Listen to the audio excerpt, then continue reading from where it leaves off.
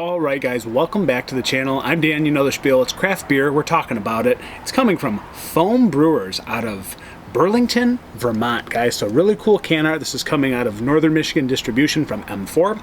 Shout out to Jason, Hop Warden of the North. And I have had some Foam Brewers beer before, but not too many these days. Probably 3, 4, 5 of them max. Like I just don't get a lot of their beers up in Michigan. They are available from time to time, but looking at this can, they're not always the freshest of beers. So we have a beer canned on 4/30/24, so it's the end of August, time of recording the 29th to be specific.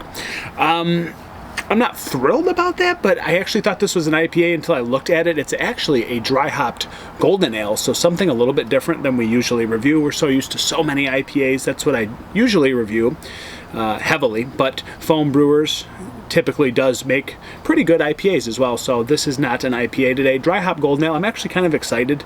I really lean towards this end of the spectrum as far as beer goes these days. I really like lighter beers, so this is 5.5% ABV. Real quickly, I don't know why, you can barely see the can end. I feel like that happens with a lot of breweries sometimes. Like it will go like off the side of the can, like where this little lip is. It's like, why is it not in the middle? Like, what is the machine doing? But it's almost like you can't see what it is. Is that on purpose? I'm watching you. So, hold fast, cool can art, guys. Let's dive in. Let's get into this. Hope you guys are doing well. Again, I'm super backlogged on beers. Like, I have like 7 more beers I need to review in the fridge, and I already have like 10 on the docket that have already been recorded. So, anyways, what a good problem to have, right?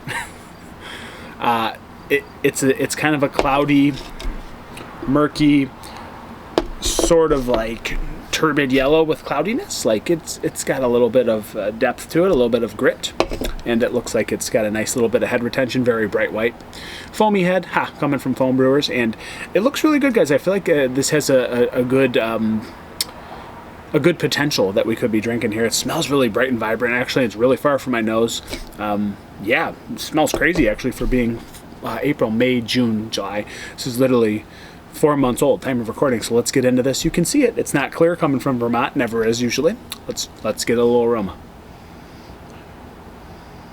Actually smells freaking delicious. Honestly, I love golden ales. I love cream ales. I love lagers. This has all of that going on. This is really freaking good.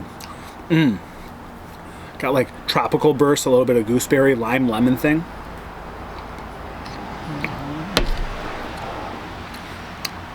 Kind of like cantaloupe, melony, peachy. Really bright, like really bright hop notes going on here. A little bit more body to it than your normal golden ale. Super crushable. The dry hopping, like really enhancing the flavor of the hop profile too. Super tasty. Candied lemon lime. It's piney.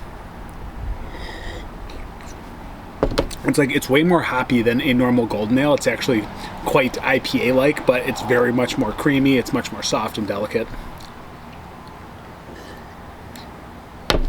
Super crushable. I feel like if you like IPAs, you could actually really like this golden ale. It's very flavorful. It's actually super tasty, guys. Crushable. I'm killing this. Better than most golden ales, but again, feels like there's more hop profile involved that would be closer to an IPA level without the intense hop bittering on the back end, but there is some hop bitterness to this. As far as golden ale goes, much different than a typical golden ale. Again, more hoppiness, different depths and levels of fruits, stone fruit, melon, pine, and lemon zest. It's got a candied quality to it. It's really good. Really like this beer. To sum everything up, this beer is really smooth. It's got a nice bit of hop profile to it. It's got a little bit of hoppy bitterness. Candied lemon and like limey zest added to the profile. You have sweet cantaloupe, a little bit of like candied pininess to this as well, and then there's a nice dry bittering on the back end for a golden ale that you don't typically see. So is this beer good? Absolutely. I would drink it again. It's very memorable, and as you can see, quite crushable. Alright guys, I'm sorry, my camera keeps jump cutting over and over again, so it keeps turning on and off.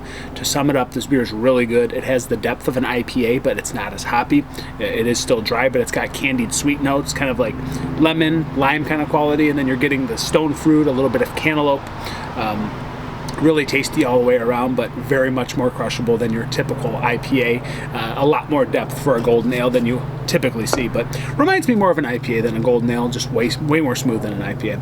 I'm gonna go with a 4 out of 5. Really memorable, really like this. Probably $14 a 4-pack, a little steep, but not your typical beer that you're gonna see with a golden ale label on it. So guys, till next time, cheers, pros, yamas, pour Michigan beer.